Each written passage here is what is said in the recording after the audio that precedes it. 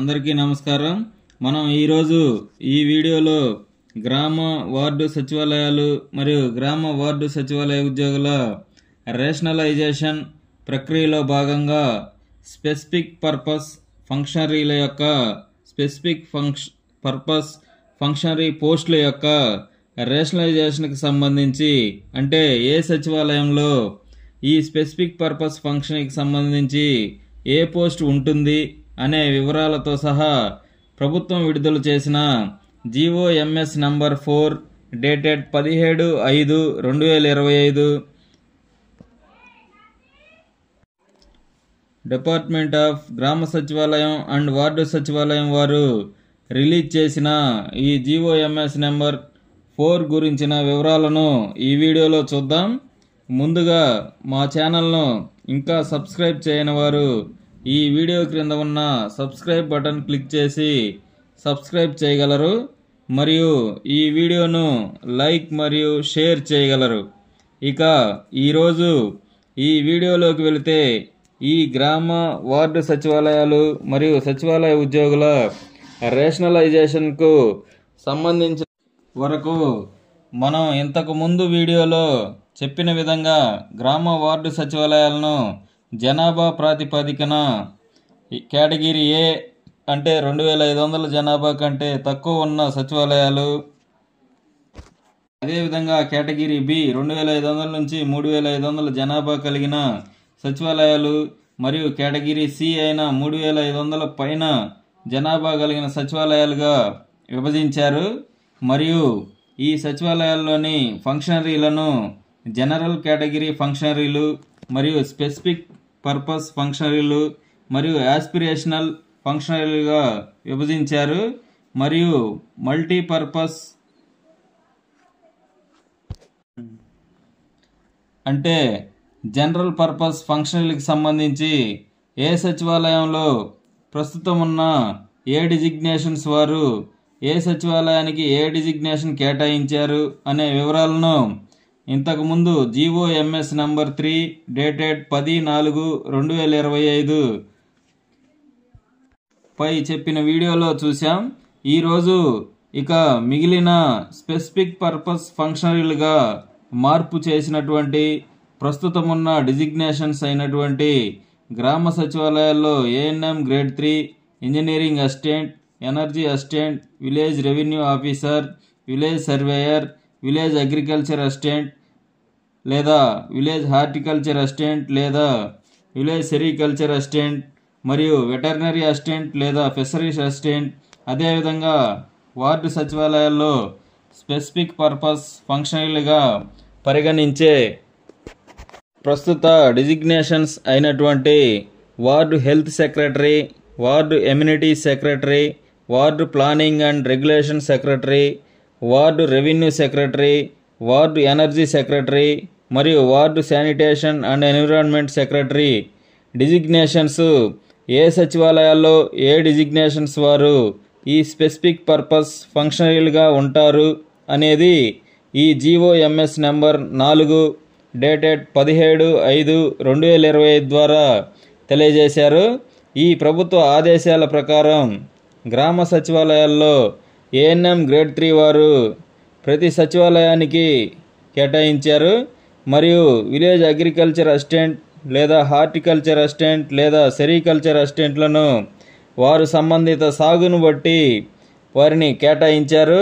అదేవిధంగా fisheries assistant లేదా veterinary అసిస్టెంట్ను సంబంధిత లైవ్ స్టాక్ పాపులేషన్ ప్రకారం దాదాపుగా 3 సచివాలయాలకు ఒకరిని చొప్పున కేటాయించారు। అదేవిధంగా 2 లేదా 3 సచివాలయాలు కలిపి క్లస్టర్గా ఏర్పాటు చేశారు।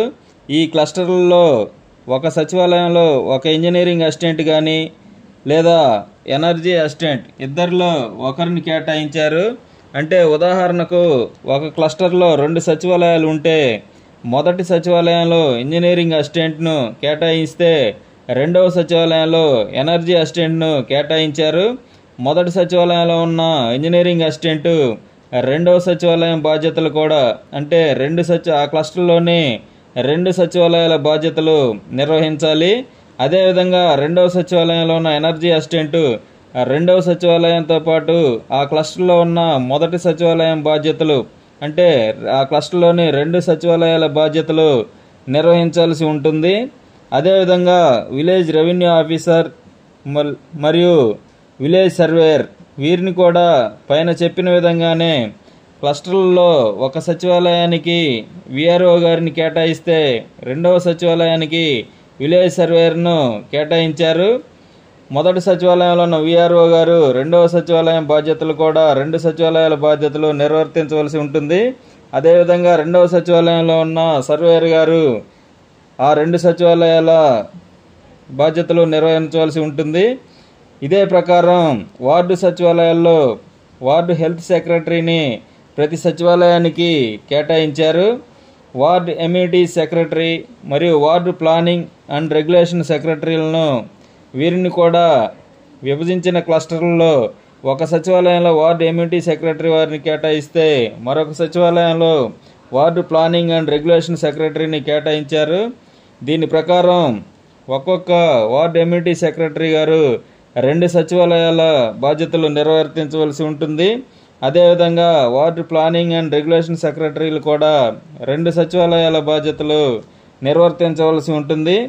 ఇదే విధంగా వార్డు రెవెన్యూ సెక్రటరీ మరియు వార్డు ఎనర్జీ సెక్రటరీలను కూడా 2 సచివాలయాలకు ఒకరిని కేటాయిస్తారు. ఆ క్లస్టర్ ప్రకారం ఆ క్లస్టర్లో ఉన్న 2 సచివాలయాలకు ఒకరిని చొప్పున కేటాయించారు. మరియు వార్డు శానిటేషన్ అండ్ ఎన్విరాన్మెంట్ సెక్రటరీలను ప్రతి సచివాలయానికి ఒకరు ఉండే విధంగా కేటాయించారు. అదేవిధంగా విలేజ్ అగ్రికల్చర్ లేదా హార్టికల్చర్ లేదా సెరికల్చర్ అసిస్టెంట్లు మరియు ఫిషరీస్ లేదా వెటర్నరీ అసిస్టెంట్లను వారి యొక్క సాగు విస్తీర్ణాన్ని బట్టి 3 సచివాలయాలకు ఒకరిని కేటాయించారు. కాబట్టి ఇలా కేటాయించడం వలన ఏ సచివాలయంలో అయినా 4 స్పెసిఫిక్ ఫంక్షన్ల కంటే తక్కువ ఉన్న చోట ఇంజనీరింగ్ అసిస్టెంట్ లేదా విలేజ్ రెవెన్యూ ఆఫీసర్ లేదా విలేజ్ సర్వేయర్లో ఒకరిని నియమించవచ్చు అని తెలియజేశారు. అదేవిధంగా లిస్టులో ప్రకటించారు. ఇంకా వార్డు సచివాలయాల్లో కూడా ఎవరైనా 4 కంటే తక్కువ ఫంక్షనరీలు ఉన్నట్లయితే ఒక వార్డు ఎమ్యూనిటీ సెక్రటరీ వారిని నియమించారు. ఈ కేటాయింపులకు సంబంధించి ఏ గ్రామ సచివాలయాలను క్లస్టర్లుగా విభజించారు అనేది ఎనెక్సర్ 1A అదేవిధంగా ఏ వార్డు సచివాలయాలను ఏ క్లస్టర్లుగా విభజించారు అనేది ఎనెక్సర్ 1B మరియు క్లస్టర్లలో ఏ సచివాలయాలకు ఏ గ్రామ సచివాలయానికి ఏ డిజిగ్నేషన్ పోస్టును కేటాయించారు అనే వివరాలను ఎనెక్సర్ 2A అదేవిధంగా ఏ వార్డు సచివాలయాల క్లస్టర్లలో ఏ సచివాలయానికి ఏ డిజిగ్నేషన్ ఏ వార్డు సచివాలయ డిజిగ్నేషన్ పోస్టును కేటాయించారు అనే వివరాలను ఎనెక్సర్ 2B ఉన్నాయి, చూడగలరు.